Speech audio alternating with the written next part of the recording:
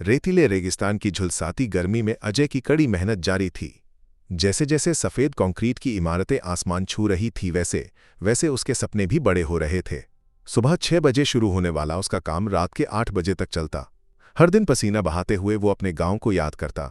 एक साधारण पृष्ठभूमि से आया अजय अपने परिवार को गरीबी से बाहर निकालने के लिए इस अनजान धरती पर आया था। उसके दिल में अपने माता पिता और पत्नी ज्योति के लिए बहुत प्यार था। महीने के अंत में मिलने वाली तनख्वाह से वो केवल अपने खाने और रहने का खर्च निकालकर बाकी सारा पैसा घर भेज देता था। मेरे माता पिता को मेरे पैसों से एक अच्छी जिंदगी मिलनी चाहिए और मुझे ज्योति को हर खुशी देनी है, वो अक्सर अपने दोस्त सलीम से कहता। अजय को अपने छोटे भाई योगेश पर बहुत भरोसा था। उसे विश्वास था कि योगेश उसके सभी सपनों को पूरा करेगा और माता पिता का अच्छे से ख्याल रखेगा। गांव से आने वाली हर फोन कॉल पर योगेश उससे कहता, भैया आप चिंता मत करो, हम सब संभाल लेंगे। योगेश की बातों पर अजय आंख मूंद कर विश्वास करता था। लेकिन योगेश की पत्नी राधिका के मन में कुछ और ही चल रहा था।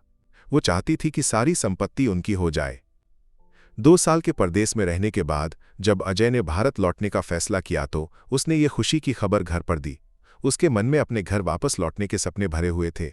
एक नई जिंदगी शुरू करने की सोच के साथ वह एयरपोर्ट के लिए निकल पड़ा। जैसे ही अजय विदेश गया, योगेश की पत्नी राधिका का असली चेहरा सामने आ गया। माता पिता के प्रति उसका व्यवहार बहुत क्रूर था। क्या मैं इस घर में आपको खाना खिलाने आई हूं, वो उनसे कहती। अजय द्वारा भेजे गए पैसे भी वो उन्हें नहीं देती थी। राधिका की बुरी नीयत ने धीरे धीरे योगेश को भी प्रभावित कर दिया। संपत्ति की उसकी लालच के आगे वो बेबस हो गया। उसने योगेश पर दबाव डाला कि वो माता पिता को धोखा देकर सारी संपत्ति अपने नाम करवा ले। भावनात्मक बातों से उन्होंने अपने माता पिता को मना लिया। अपने बेटे पर भरोसा करने वाले माता पिता ने सभी कागजात पर दस्तखत कर दिए। संपत्ति अपने नाम होते ही राधिका ने माता पिता को घर से बाहर निकाल दिया। अब इस घर में आपकी कोई जगह नहीं है, ये घर और जमीन हमारी है। राधिका के शब्दों ने उन बूढ़े दिलों को तोड़ दिया। उसी दौरान राधिका की क्रूरता से परेशान होकर अजय की पत्नी ज्योति भी घर छोड़ चुकी थी। उसने माता पिता के लिए आवाज उठाई थी, लेकिन राधिका उसे बहुत परेशान करती थी। आखिर में मानसिक रूप से टूटकर ज्योति अपने मायके जाने के बजाय कहीं और निकल पड़ी। वे बूढ़े माता पिता भी बेसहारा होकर सड़क पर आ गए। भूख और प्यास ने उन्हें कमजोर कर दिया। आखिर में वे एक रेलवे स्टेशन पर पहुंचे और भिखारी बन गए। कई दिनों तक बिना खाना खाए उनकी हालत ऐसी हो गई थी कि उनके पास भीख मांगने के अलावा कोई रास्ता नहीं था। इत्तेफाक से ज्योति भी उसी रेलवे स्टेशन पर आ पहुंची। माँ, ज्योति ने पुकारा। ज्योति, पिता और माँ की आंखें भर आईं। कहानी से अनजान वे तीनों भिखारी के रूप में एक ही स्टेशन पर मिल गए। 2 साल के इंतजार के बाद अजय भारत लौट आया। दिल्ली जाने वाली ट्रेन की यात्रा के दौरान एक स्टेशन पर ट्रेन रुकी और बाहर का दृश्य देखकर वो चौंक गया। उसके अपने माता पिता भिखारियों की तरह भीख मांग रहे थे। वह उनकी ओर भागा। पिताजी, मां, अजय ने पुकारा। लेकिन उसका बदला हुआ रूप देखकर वे उसे पहचान नहीं पाए। भीख मांगते हुए उन्होंने अजय से भी पैसे मांगे। अजय रोते हुए उनसे लिपट गया। उन्हीं आंसुओं से वे उसे पहचान पाए। बेटा, मां रोते हुए चिल्लाई। उसी समय ज्योति ने अजय को देखकर घबरा गई। वह कुछ भी कहे बिना दूर चली गई। ज्योति, तुम यहां क्या कर रही हो? अजय ने पूछा। आप पर आई इस मुसीबत की वजह मैं हूं, ज्योति रोते हुए बोली।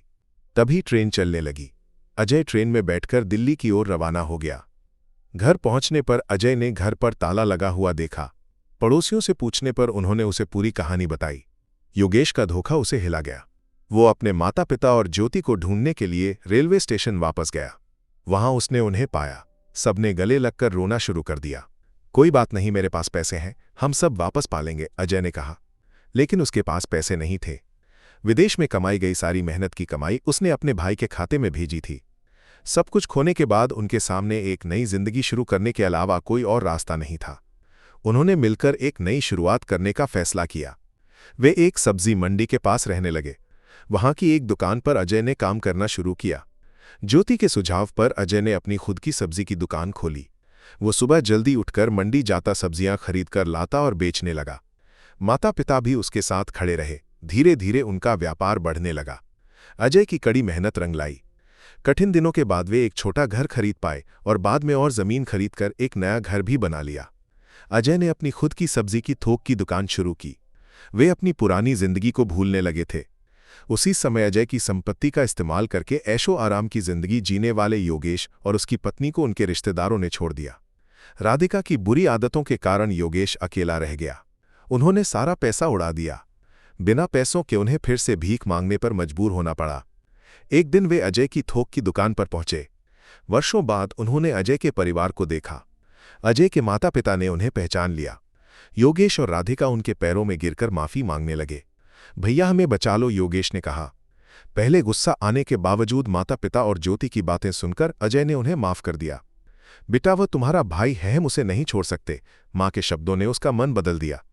राधिका और योगेश द्वारा की गई गलतियों के लिए उन्होंने उन्हें माफ कर दिया। अजय ने उन्हें भी अपने साथ रखने का फैसला किया। अब वो भी उस सब्जी थोक की दुकान में एक मजदूर के रूप में काम करने लगा। अजय ने न केवल अपनी जिंदगी में खोया हुआ सब कुछ वापस पाया, बल्कि उसने अपने भाई को भी सुधारा और उसे एक नई जिंदगी दी।